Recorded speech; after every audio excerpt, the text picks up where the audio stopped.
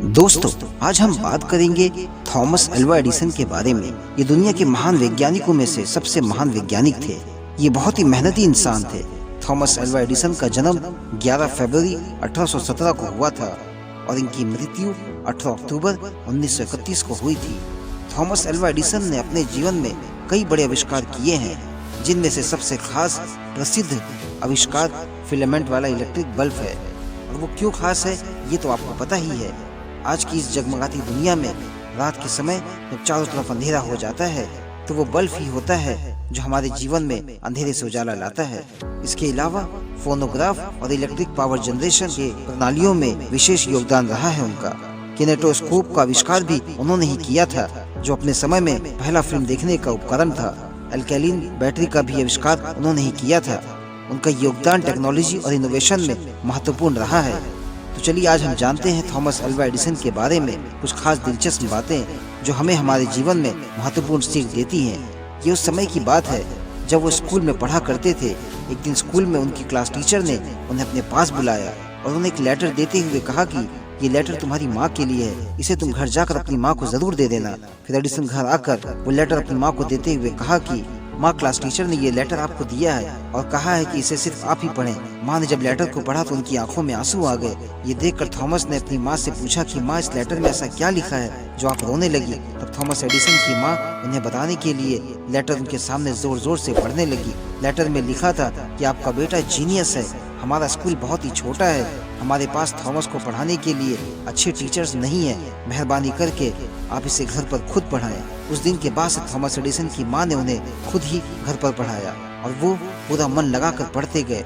माँ की मेहनत और ज्ञान ने उन्हें हाईली एजुकेटेड बना दिया। फिर माँ की डेथ के कई साल बाद थॉमस एडिसन दुनिया के महानतम आविष्कारक बन गए।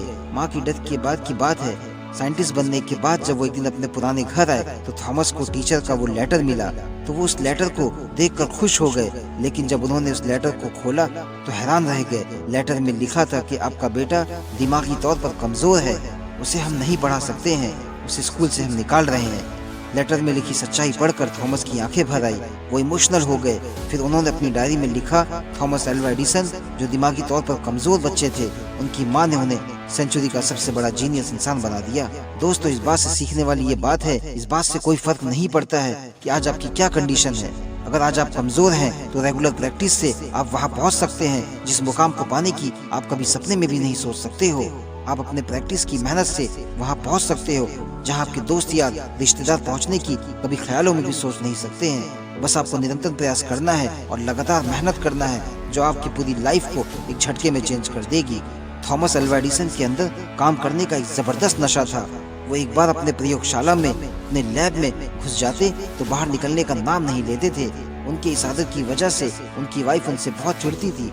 एक बार तो ऐसा हुआ कि एडिसन कई दिनों तक अपने लैब में ही थे। वो पूरी तरह से बाहरी दुनिया को भूल चुके थे और अपने काम में जी जान से लगे हुए थे।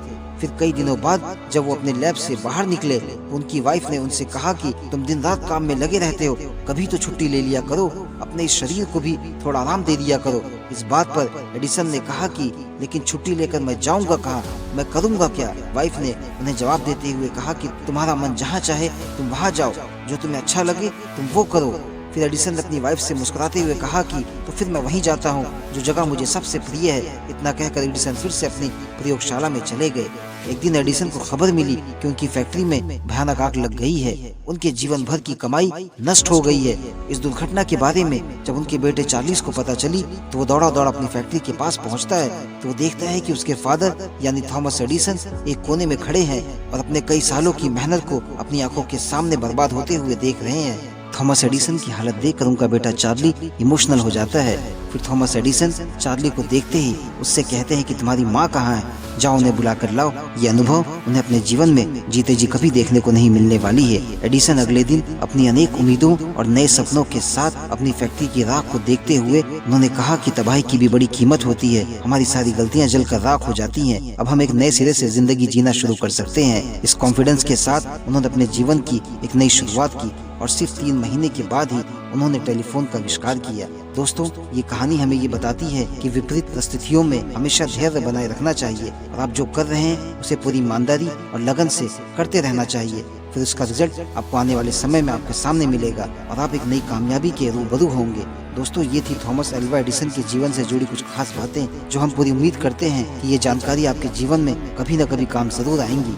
अगर आज की ये वीडियो आपको अच्छी लगी है तो प्लीज़ वीडियो को लाइक कीजिए और अपने सभी दोस्तों को शेयर कीजिए।